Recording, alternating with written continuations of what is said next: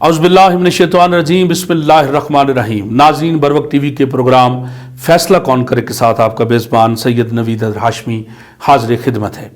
بروقت کے اسٹوڈیو میں ایک نئی خبر کے ساتھ حاضر خدمت ہوں۔ کوئٹہ ایک بار پھر کانگو وائرس کی زد میں ہے۔ یہ وائرس گزشتہ 20 سالوں سے بلوچستان میں موجود ہے اور بہت سی زندگیاں نگل چکا ہے۔ اگر ہم چند دنوں کی بات کریں تو کوئٹہ کے سول ہسپتال میں عملے کے کم و بیش 25 افراد سے متاثر ہو چکے ہیں، جن میں ڈاکٹر، پیرامیڈکس کے لوگ اور سٹاف نرس شامل ہیں۔ گزشتہ روز ڈاکٹر شکر اللہ خان نامی ایک ڈاکٹر کانگو وائرس کا شکار ہوئے، جنہیں فوری طور پر کراچی کے ایک نجی ہاسپٹل میں داخل کروایا گیا، لیکن وہ جاں بر نہ ہو سکے اور اپنے خالق حقیقی سے جا ملے۔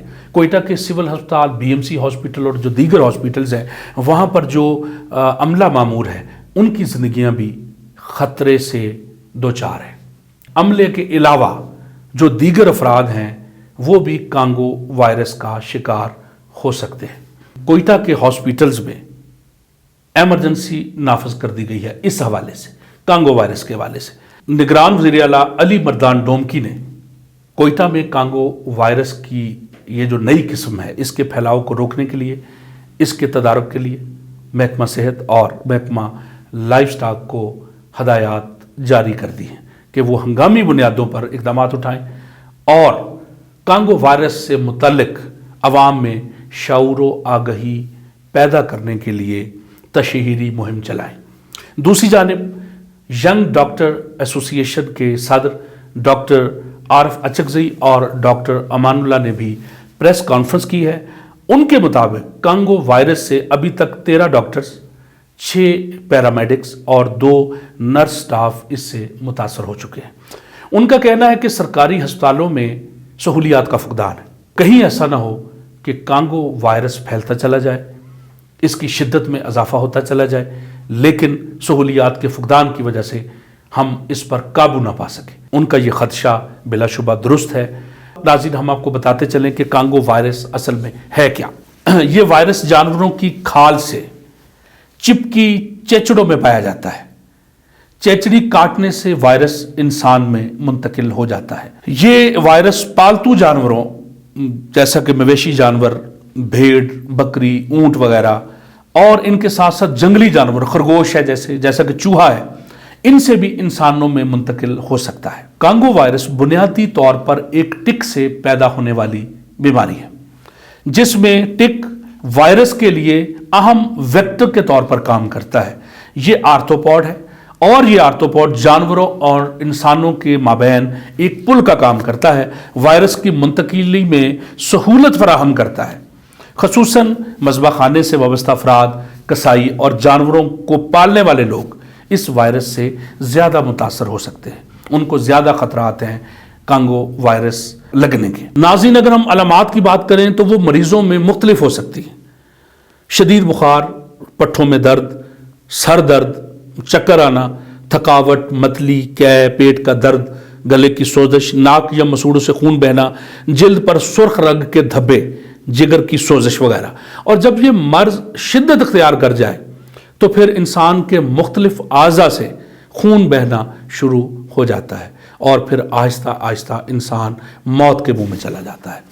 جہاں تک احتیاطی تدابیر کی بات ہے تو متاثرہ جانوروں کے براہ راست رابطے سے انسان کو گریز کرنا چاہیے۔ جانوروں کو ذبح کرتے وقت یا ان کی دیکھ بھال کے وقت دستانے اور ماسک کا استعمال لازمی ہے۔ حفاظتی لباس زیب تن کیا جانا چاہیے۔ بے نقاب جلد، جیسے یہ ننگی جلد ہے، ہاتھوں کی اور پاؤں کی جلد، ٹانگوں کی جلد، ان پر اور کپڑوں پر کیڑے مارنے والی ادویات لگائی جانی چاہیے، یا پھر انسان جیسے گھروں میں لوشن ہوتا ہے، جو لوشن اس قسم کے جراثیم مارنے کے لیے بنایا گیا ہے، تو وہ اس کا استعمال لازمی ہے۔ اگر ہم علاج کی بات کریں، ابھی تک کانگو وائرس کا علاج یعنی اینٹی وائرل علاج جو ہے وہ دریافت نہیں کیا گیا۔ امدادی نگہداشت علاج کی پہلی سیڑھی ہے۔ ظاہر ہے احتیاطی تدابیر سے کانگو وائرس سے بچا جا سکتا ہے۔ ناظرین، جیسا کہ آپ جانتے ہیں کہ جب کرونا وائرس پھیلا تو بہت سی زندگیاں چلی گئیں اور بہت سے لوگ موت کے منہ میں چلے گئے، صرف اس وجہ سے کہ سہولیات کا فقدان تھا اور پراپر کوئی اقدامات نہیں اٹھائے گئے تھے یا اس کی پہلے سے تیاری نہیں کی گئی تھی. تیاری مکمل نہ ہونے کی وجہ سے بہت سے لوگ جو ہے وہ موت کے منہ میں چلے گئے.